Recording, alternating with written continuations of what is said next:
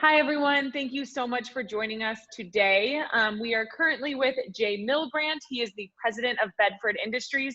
Hi, Jay. How are you? No, thank you. Thanks for having me. Yeah, thanks for joining us. You guys are doing some awesome stuff that I can't wait to dive into. But to begin here, can you just let us know what is Bedford Industries? Sure. Well, we are a manufacturer in Minnesota. My grandfather started the company 55 years ago to make plastic twist ties. So every twist tie that's on a loaf of bread, on the top of your coffee, it comes from us. And that's taken a lot of forms. One of the forms that it comes in is in a face mask. It actually makes the nose wire in every single medical face mask out there, surgical drape. So one of the surprising places that they find twist tie. We also do a lot of tagging and labeling for promotional industry, and we have a product called the ElastiTag that's quite popular, and food traceability. So pretty diverse company, but the twist tie is a core area for us. Yeah, so if you can kind of boil that down, what main industries and customers do you serve, and what is your business model? Yeah. So we are, wholesale business to business is primarily our business model. So everything from those medical customers that are manufacturing medical components like face masks, surgical drapes, to bakeries that are turn out bread, to the potato houses. We make a small plastic clip that goes and closes those bags, to all kinds of brands that want our ElastiTag product, and they put it right on a product as their direct labeling and marketing tool. So it's really a large variety of the types of customers that we work with, but the core is that industrial, large food service or medical customers that are using our products. Got it. So I kind of want to then dive into how you've been able to shift that business model and that strategy for today's climate. But first, what has been the biggest impact of COVID-19 on Bedford? Well, we're in a fortunate position where a lot of the things that we make, people want right now. So they're home, they're buying bread, they're buying bags of potatoes, they're buying fresh produce to make things at home. And the medical industry needs more and more face masks and surgical drapes, things like that. So we've been in a position where we're actually demand has spiked, and we are trying to keep up with the amount of a product that the industry needs right now. So that's been our challenge, is just moving to this really surge capacity situation. Yeah, well, and how are you reacting to that? I mean, how have you shifted to be able to meet demand, especially with the amount of setbacks we're seeing, on the supply chain side in terms of, shipping and manufacturing and so on and so forth? What are you guys doing to meet the demand? Well, since we're such a diverse company with our foot and hold a number of these industries that are being affected, it's a broad answer because every product category is different. I mean, for one, we've actually taken an interest in developing some PPE. We saw that there was this need, and we've always, since we make a couple of the components that go into a face mask, like that nose wire, we'd actually always had a desire to make a face mask type product. It seemed like a natural evolution of the things we did, and so we were trying to make a face mask. It's a complicated process and requires a lot of approval. We actually ended up getting pulled into making a face shield, and this is the product called the ElastiShield that's been really big for us in the last 2 weeks. That it's helping protect those, obviously protect the entire face, but protect those N95 respirators. So one strategy for us is just what are the needs, and do we have the toolkit and the manufacturing processes to do something that fits well within the channels we already serve. And then, of course, our core products that we're already making, we are just trying to work on the supply side, make sure we're having the raw materials to keep those, the bakeries and the medical manufacturers running. Yeah. So again, kind of a couple things there that I want to pull out. So this ElastiShield. So the idea basically stemmed from, you guys already make the nose wire that go into most masks, and you just naturally from there were kind of like, we should be making a like face shield to protect, people that are on the front lines and people that are continuing to work. Absolutely. So, our initial reaction was we should make a face mask, right? And so we went and we started an R&D process, and we gathered. So we saw a CNN program that was talking about hospitals down in the Atlanta area that were making face masks out of office supplies. And this is a common story we're hearing now. And we said, okay, is there something we can do here when we can introduce, the minimally viable product in the face shield, the face mask category? And so we gathered a team at 8 a.m. We said by the end of the day, we want to have a prototype, production-ready prototype of a face mask. Well, as we went through the day, we actually ended up with a face mask prototype, and then we ended up with a face shield, which again was that clear plastic to protect the face mask. And we went live with it, or showed it on social media, and we had a number of hospital systems reach out and they said, can you get us the face shield? And so we decided to focus on that exclusively because it fit really well within our manufacturing processes. It was just a very natural thing for us to do. Yeah. So for somebody that's tuning in right now that might not understand how you guys can shift from making, the various twists, kind of ties and the nose stuff, how do you shift into making a full blown like mask? Because, some people might not understand how that natural progression works. So can you walk us through that a bit? Yeah, it's a great question. So we have a product called the ElastiTag, and it's actually a kind of a miniature size of this face shield. Now we had to secure the clear PET, and we had to make some changes. We had to go through a couple day iteration process on some tooling, and but one of our core competencies is trying to be flexible, and we make a variety of custom products where we're developing something new all the time with our customer base. And so for us to make a transition to something different but within our core competencies is very natural for students, something that we're doing every day. So how quickly were you able to turn this idea into a reality and actually have a finalized product? Well, normally in a development cycle, you're looking at several months, right, from an idea to bringing something to market. We knew we didn't have that kind of time. So we gathered at 8 a.m. for our meeting to start this process. We wanted a prototype, a production-ready prototype by the afternoon. And we had that in place. And then we decided on Friday morning to go live with it on social media and take it out and show it so that we could get some feedback to feed into our design, making design changes that we needed. We wanted to know what the market wanted to see and talk to some hospital systems.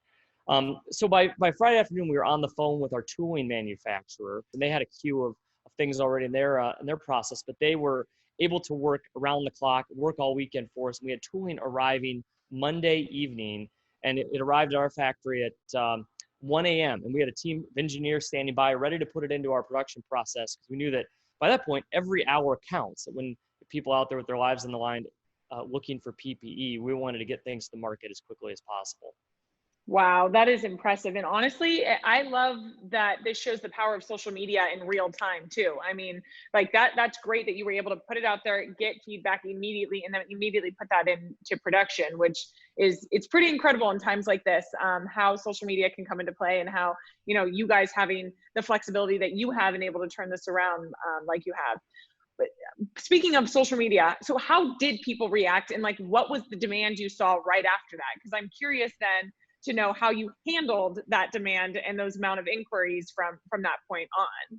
So we were shocked because we do not have a large social media footprint. We're a B2B manufacturing company. We make twist ties.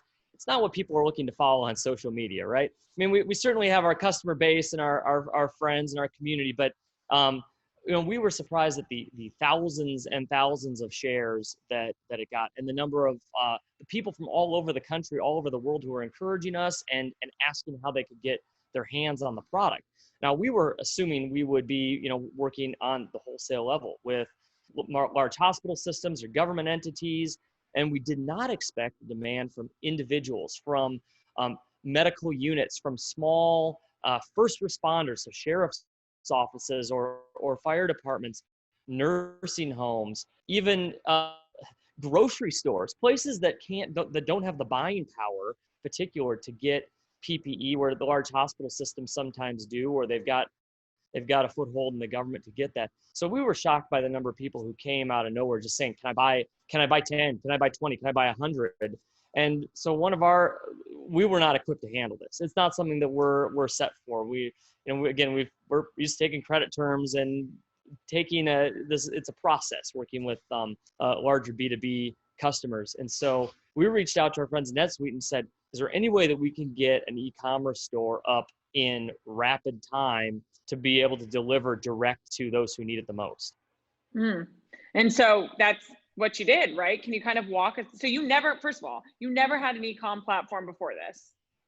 We never had. It's something that's been on our radar for many years. I mean, obviously, e-commerce is huge, and you want to be a part of that. But it's a completely different business model than we have, and right. it would have been very disruptive to our business model to move into that. Now, not a reason not to do it, but it's been on our roadmap. But it's been on, it's a couple years out, and it's something that we want to do and wanted to ease into. So to jump into it almost overnight was a big change for us. Yeah, walk me through that. I mean, how was that? How did the process go? And now that you're on the other end of it and you have it up and running, how's that been? Sure. Well, so it's been great. I mean, it's been huge for us on a variety of levels. So I would say that what was happening for us is we were getting inundated with calls, and we've got an internal sales team that handles all of our orders. But you've got nursing homes calling, they want 100 of these or 50 or some number, and you're taking a credit card, and you're taking all this information, and we've got a lot of different pieces that we need to get into place with production and inventory, and it's not a very retail friendly process. And so I think I was at home one night thinking, how do we manage this? And we've got our sales team that's taking these 100-piece orders all day, and from people who want to give their credit cards and they want it shipped immediately. And so we reached out to our NetSuite contacts. I think I wrote them at 10 p.m. and said, is there any way to do this? And they said, let's talk right away tomorrow at 8 a.m. And they already had a plan in place by that point. So it has been awesome for us because we were able to direct people to this, especially through our social media platform, which is now getting a lot of attention. We've had, so not just for the shield, but we have so many people reach out because they're making face masks at home and they want to just buy the nose wire. And they're making, maybe they're sewing 100. My mother-in-law's sewed 250 of them, right? There are a lot of people like that, or they're just making them for their own personal use. And they can't go, they don't know where to go. You can't even go buy it on Amazon. You can't go buy that product. So there's finally an outlet, and then they can do it efficiently. And what's great for us is, we're Monday to Friday, we close at 5:30 p.m. Our phones are dark. We were selling things all weekend. Over Easter weekend, we were racking up, people had a way to get this stuff and 24/7. So it's been a huge change for us. It's freed up our sales team to handle the orders that they're used to and handle our regular customers, and given us an avenue to get these products to people who really want it. Yeah, that's great. And you kind of touched on this because you said this was part of the roadmap, but how will this play into your business strategy in the future, even after all of the, COVID-19 stuff kind of finally subsides? Well, immediately, we're in the middle of a transition from our own homegrown ERP to NetSuite. And so it's been really encouraging for our people here to see this e-commerce platform in the middle of this transition, because they're seeing, what was supposed to be a couple years out, they're getting a taste of that, and it's exciting and it's encouraging. I think they're seeing the vision. And so I think then at the next level, it's really for our sales team seeing this happen and seeing this work and seeing how powerful it is. There's already a lot of us talking about, okay, what's next? What do we add to this? What are the kinds of things that our people are buying? They're buying a one-off part, or there are things that are, they order in small quantities that fit really well with an e-commerce platform that we don't want to have people call in and they just want to buy it. They don't want to go through a lot of work. And so it's certainly been an encouraging thing, and it's something that we're going to expand on, and I think expand on a lot sooner than would have otherwise happened, because this has been such a great experience. So with this demand, how have you been managing it on the supply chain side? That was another part, earlier when you were talking about making sure that you could get all the parts and pieces that you need, and then be able to distribute that to the places that you need. How have you had any setbacks? I mean, a lot of companies are experiencing shipping issues or fulfillment issues and so on and so forth. How are you guys handling that right now? Well, I'm hearing that story over and over from people in the industry, that they can't get certain parts of a product, and all supply chains, international supply chains are disrupted right now. So it's crazy. We've been really fortunate that we were working ahead on this. I mean, we didn't know a pandemic was coming, but even we saw things happening in China, we started bringing in more of our supply from domestically and from around the world, just shoring that up. And we keep a lot of raw materials on hand. So we've been in a good position where our supply chain has been, while you're constantly monitoring it and you're concerned about it, we haven't had any setbacks to our supply chain. But visibility into our supply chain is right now becoming one of the most critical parts of the business operation, is especially with surge demand, knowing what you have and what you can make and what the outlook's going to be in the next month or two is important. Yeah, that was going to be my next question. Not just, visibility into your supply chain, but what role does visibility into your operations, into your business as a whole, as well as agility, play in this kind of shift that you've made? And on top of that, the shift that you've made, but also creating an e-com platform, like on top of that, what role do you think visibility, has played in allowing you to do that? It is absolutely paramount. It is probably the most critical thing for us in decision making, is just visibility into all of this. So the supply chain is a piece, but right now, everything is so tight. So I mean, when you've got this kind of surge capacity, production, when's it going to get done? When's it going to get out the door? What's on your floor for inventory? Knowing all of that is absolutely critical, because you are making decisions from multiple sides, multiple large customers, again, surge inquiries, surge quantities, all at the same time. And so all of these things need to work together and need to be visible to each other in order to be responsive. Otherwise, you can't give an answer to anybody. Right. So, and I know you guys are in the middle of your implementation process with NetSuite, but how will NetSuite continue to give you the confidence you need to make these kinds of business decisions and adapt, in the future, should anything, fingers crossed that it doesn't, but anything like this happen again, or B, just in general, you have to shift your business? Well, we've consistently said throughout the last couple of weeks, we're seeing exactly why we're making this transition to NetSuite, that this is the reason, because of these critical times and the demands for visibility and transparency in our business that we're seeing now. So we're thankful that we're in this process and that we're a long ways in, and that we're starting to see that bear fruit.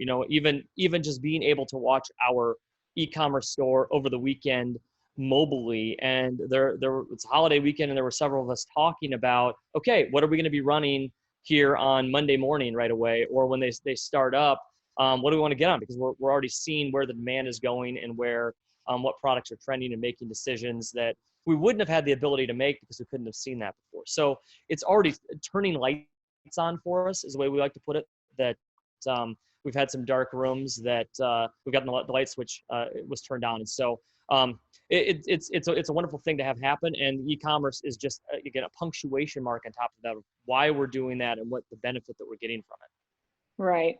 Now, on the cash flow side of things, how are you managing the cash flow needed to execute upon these, this big shift?